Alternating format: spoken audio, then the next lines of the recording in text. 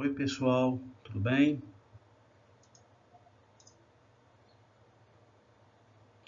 Hoje vamos falar sobre governança TI, tá? O nosso conteúdo da agenda é esse daí, que vocês estão vendo, tá? Vamos começar falando sobre gerenciamento de riscos, princípio de gerenciamento de risco, depois vamos ver o processo, né? Vamos ver também quais são a influência dos riscos nas áreas de conhecimento, e vamos falar sobre a elaboração de um plano de resposta aos riscos, né? Visando mitigar, aceitar, transferir e eliminar o risco. Certo, pessoal? Então, o objetivo, né, na nossa aula aqui, certo? É conhecer o processo, o conceito, né? Conceito e o processo de gerenciamento de riscos, certo? Teremos como conteúdo, como eu falei lá na agenda, o processo de gerenciamento de riscos, os riscos dos projetos e a elaboração do plano de resposta aos riscos, certo? Espero que ao final deste tópico seja possível, né, vocês, alunos, sejam possíveis de analisar possíveis respostas aos riscos e explicar fatores de relação entre riscos e impactos. Tá? Então, começando falando sobre gerenciamento de riscos, fica aquela pergunta, né? O que você sabe sobre gerenciar riscos, né? Então, o que seria gerenciar risco, pessoal? Gerenciar riscos significa o quê? Basicamente, identificar os riscos e decidir o que fazer com eles, certo? Isso daí tudo faz parte do que a gente chama de gerenciar riscos, né? E por que isso é importante, pessoal? Porque cada vez mais as organizações dependem das informações geradas pelo serviço de TI. Para quê? Para a tomada de decisões, certo? Por isso, as organizações ficam mais expostas aos problemas relacionados com o uso da TI, né? Ou os serviços de TI. Então, em virtude disso, tem um aumento na quantidade e na gravidade dos riscos relacionados ao uso da TI, né? Em outras palavras, a TI oferece suporte aos negócios de uma organização, no entanto, ao mesmo tempo, as falhas do serviço impactam os negócios de maneira direta. Tá? Então, é importante esse conceito aí. Tá? Segundo a Microsoft Operations Framework, o MOF, ou MOF, né? Todo risco tratado a partir da disciplina de gerenciamento de risco apresenta algumas características em comuns, que são essas aqui. Tá? Todo risco é hipotético, certo? Então, pelo fato de ser hipotético, ser uma hipótese, nunca se sabe, certo? Vou colocar essa aqui, ó, nunca se sabe quando o sistema apresentará uma falha, tá? Então, é a primeira característica dos riscos, né? Segunda, todo risco corresponde a uma probabilidade, certo? Ou seja, tem a probabilidade de acontecer ou não, não é uma certeza. O risco não é algo a ser evitado. Olha, essa observação é muito importante. Mas a ser administrado. Ou seja, você tem que identificá-lo de maneira proativa e gerenciar isso daí. Então, gravem bem essas características, certo, do risco. Lembrando que é uma característica segundo a Microsoft Operations Framework. Tá? Desse modo, o gerenciamento de risco deve fazer parte da tomada de decisão da empresa, né? E deve ser integrado com as outras áreas, formalizado e levado a sério por todos. Então, ó, vou colocar aqui, ó, integrado a outras áreas, formalizado, levado a sério por todos, certo? De forma a ratificar que se trata de uma atividade muito importante e crucial para a organização. Ok?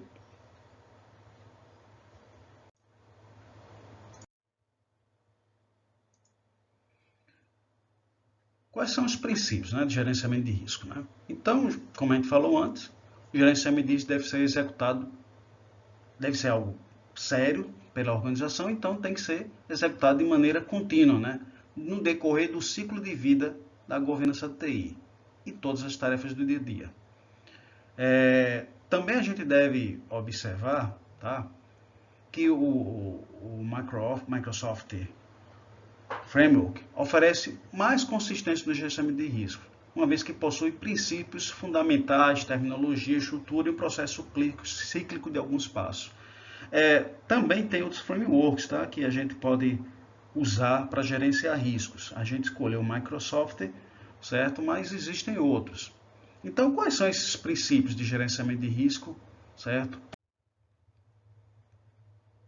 De modo geral, todos sabemos que é uma tabela, né? No entanto, como as tabelas são a base para entender e construir um banco de dados, é melhor checarmos a nossa ideia, né? Então, vamos falar os 6 passos necessários para executar o processo de gerenciamento de risco, né? Só lembrando, né, que ao iniciar o processo de gerenciar o risco, cada passo é executado ao menos uma vez, tá?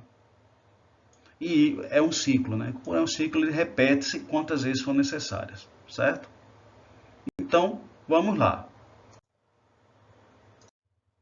Então, vamos lá. Primeiro passo seria o quê? Identificar o risco, tá? De forma que a equipe de operações possa encontrar problemas em potencial, certo? É importante que essa identificação seja feita o mais cedo possível e sempre de maneira frequente.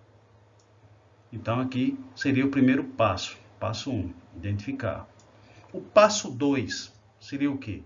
Analisar e priorizar, certo? Ou seja, analisar as estimativas e os dados sobre ele, certo? De forma a possibilitar a tomar decisões. E é importante também priorizar o risco, certo?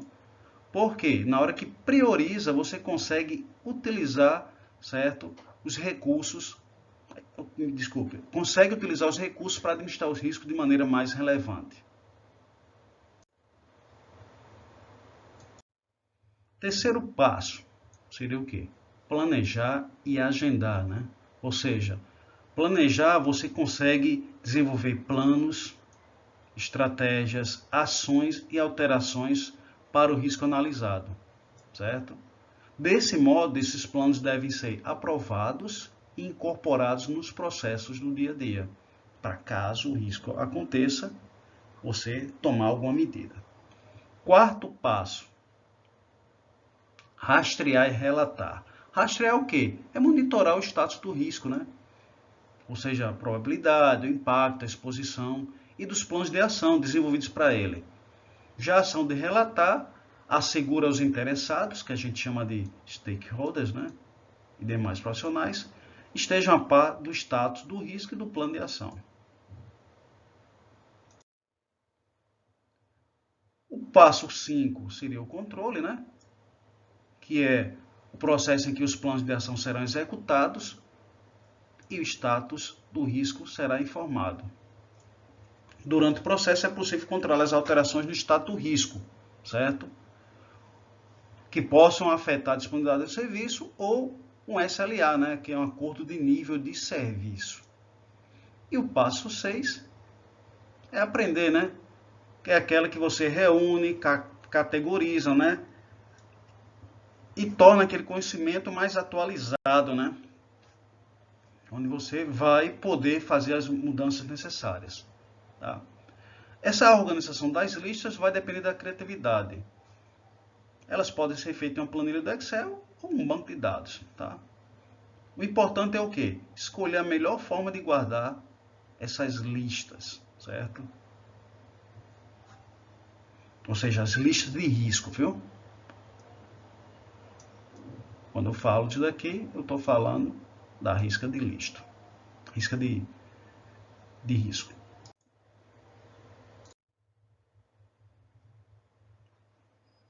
Agora vamos descobrir como gerenciar os riscos de um projeto, tá? Então, só lembrando que a necessidade de gerenciamento deriva da existência de fatores internos ou externos a um projeto, né? Cujo desencadeamento ao longo do seu ciclo de vida pode alterar o objetivo do projeto. Desse modo, a identificação desses fatores e causas constitui uma etapa fundamental da metodologia de gestão de risco, né? Aí, eu coloquei aqui em destaque, né, que o tipo de risco, a probabilidade de ocorrência, vou colocar aqui, e o impacto sobre o projeto varia ao longo do ciclo de vida. Dessa forma, é necessário identificar os riscos em todas as fases de um projeto. Tá? Então, como a gente viu anteriormente, existe a tendência a considerarmos o risco como algo negativo, devido às suas consequências. Certo? De fato, a ocorrência de risco tem um efeito negativo no projeto. No entanto, não devemos esquecer que os riscos também podem ser traduzidos como potenciais oportunidades. Certo? Para uma pessoa, o risco pode ser entendido como ameaça, para outra pode ser encarado como uma probabilidade, uma oportunidade. A forma como entendemos o risco vai depender do nível do contrato em que nos posicionamos e a aversão ao risco. Tá? Então, vocês repararam como existem muitos riscos em nossa vida? Esses riscos podem ocorrer não só nas tradicionais áreas de tempo e custo, mas também na área de comunicação, qualidade, escopo e tantas outras presentes no nosso dia a dia. Por essa razão, temos que nos preparar para enfrentá-los, o risco. Tá? Então, os riscos influenciam as diversas áreas de conhecimento de um projeto, por exemplo. Se você pegar aqui, ó, todas as áreas de um projeto são influenciadas. Tá? Então, como é que a gente pode se preparar ou nos preparar para enfrentar tantos riscos? Né? Aqui alguns exemplos, né? Tempo, as restrições, o custo, objetivo de custos, as aquisições, as instalações, tá? Recurso humano, a disponibilidade de pessoas, a comunicação, a precisão das informações trocadas, na integração, as variáveis ambientais, no escopo, a viabilidade, né? E na qualidade, os padrões, né? Então, são exemplos de como o risco influencia diversas áreas do conhecimento de um projeto. Tá? E você já ouviu falar em planejamento das respostas aos riscos, né? Então, o planejamento da resposta ao risco consiste na criação de um plano de ação diante dos diversos riscos, né? E para o plano ser efetivo, ele deve responder as seguintes algumas perguntas. Quais seriam elas? Né? Então, quais são as estratégias de resposta e as ações a serem implementadas para cada risco? Como serão tratadas as respostas? Quem será o responsável? Estou marcando aqui as coisas mais importantes. Quando uma resposta será implementada? Terá de ser implementada. E quais riscos precisam de um monitoramento mais efetivo? O plano não precisa ser um documento ou uma aplicação distinta, utilizado para a identificação dos riscos. Você sabia que existem 4 possíveis respostas ao risco? Que são essas aqui, ó, que a gente vai ver agora. Mitigar, aceitar, transferir ou eliminar. E elas podem ser facilmente colocadas em prática. Então vamos lá. A primeira seria mitigação, ou mitigar, né? Quando eu falo de mitigar, eu estou procurando o quê? Reduzir a probabilidade ou as consequências de um evento de risco. De adverso para aceitável. Então, pessoal, desse modo, desenvolver antecipadamente ações para reduzir a probabilidade de uma ocorrência ou impacto no projeto é mais eficaz do que tentar reparar as consequências, certo? A mitigação do risco pode reduzir um problema a partir da aplicação de um novo plano de ação. Por exemplo, podemos antecipar o pedido de compra do equipamento XPTO, uma vez que a alfândega está demorando muito tempo. Então aqui, ó, demora na liberação de produtos importados. Então, se você vê isso daí, você pode mitigar antecipando o pedido de compra. Você está reduzindo a probabilidade ou consequência de um efeito adverso para aceitável. Aceitar, né? Indica o quê? Que a equipe do projeto decidiu não trocar o plano do projeto para negociar com o risco. Pode indicar também que não é possível fazer algo, para identificar outra estratégia na resposta apropriada. No caso daquele pedido de equipamento, simplesmente vai comunicar o atraso no recebimento do equipamento, ou seja, aceitou que vai ter esse atraso e pronto, não tem o que fazer. Ao contrário aqui,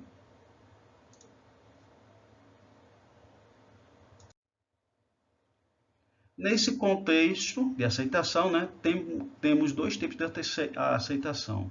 Quando a aceitação ela é ativa, nesse caso é planejada uma resposta, que a gente chama de plano de contingência, certo? Embora não seja adicionada ao planejamento.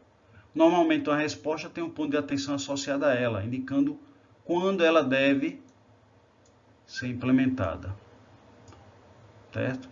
Tipicamente é alocada uma reserva para esses riscos. E a aceitação passiva, né? Nesse caso, não se define qualquer resposta para o risco. Ele é somente monitorado, ou seja, vê os dias que está em atraso lá. Tá? E caso aconteça o evento, acione-se um plano de recurso ou workaround.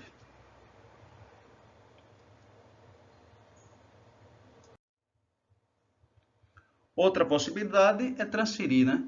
Significa o quê? Passar a responsabilidade da consequência do risco a terceiros, juntamente com a responsabilidade da resposta. No entanto, isso não elimina o risco. Então, transferir a responsabilidade do risco é mais eficaz em transações financeiras, né? Por exemplo, se o equipamento é imprescindível em um projeto, podemos fazer um seguro para ele. Caso apresente mau funcionamento, a responsabilidade passa a ser da seguradora, que terá que substituí-lo. Ou seja, a gente passou a responsabilidade da consequência do risco a terceiros.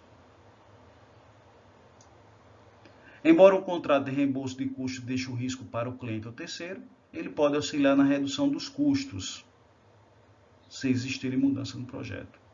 Por exemplo, podemos terceirizar a aquisição e instalação do equipamento XPTO. Aí essa empresa que fosse terceirizada, ela vai ter que fazer vai assumir a responsabilidade, certo? E as consequências do risco. E vai ter que dar uma resposta, né? E eliminar. Para que o risco não aconteça, devemos mudar o plano do projeto eliminando o risco. Embora não possamos eliminar todos os riscos, alguns podem ser evitados. Por exemplo, se existe a possibilidade de o equipamento XPTO não chegar a tempo para o início da produção, devemos adiar o lançamento do produto a ser produzido por ele. Ou seja, você está eliminando esse risco. Tá? Então, pessoal, nesse tópico, você conheceu o conceito e o processo de gerenciamento de risco. Agora você já sabe identificar os riscos em governança TI, é capaz de analisar possíveis respostas ao risco e consegue explicar fatores de relação entre risco e impacto. Caso tenha alguma dúvida, pessoal, vocês têm os nossos canais aí, tá? Tem o canal do YouTube, também tem o canal do Cigar e tem principalmente o Telegram para tirar dúvidas. Além disso, a gente tem as nossas aulas síncronas, tá? Para poder tirar essas dúvidas. Então aqui está o glossário, se alguém tiver alguma dúvida, né? Algumas coisas eu já falei, o Microsoft Operations Framework, né? O que é mitigação, o que é SLA, né? Que é acordo de nível de serviço, workaround, né? Que são respostas planejadas a eventos que apresentam riscos que possam prejudicar o projeto. E aqui, para quem quiser saber mais, né? Sobre o Microsoft Operations Framework, tá? Então, pessoal, terminamos a nossa aula. Até a próxima. Fiquem com Deus.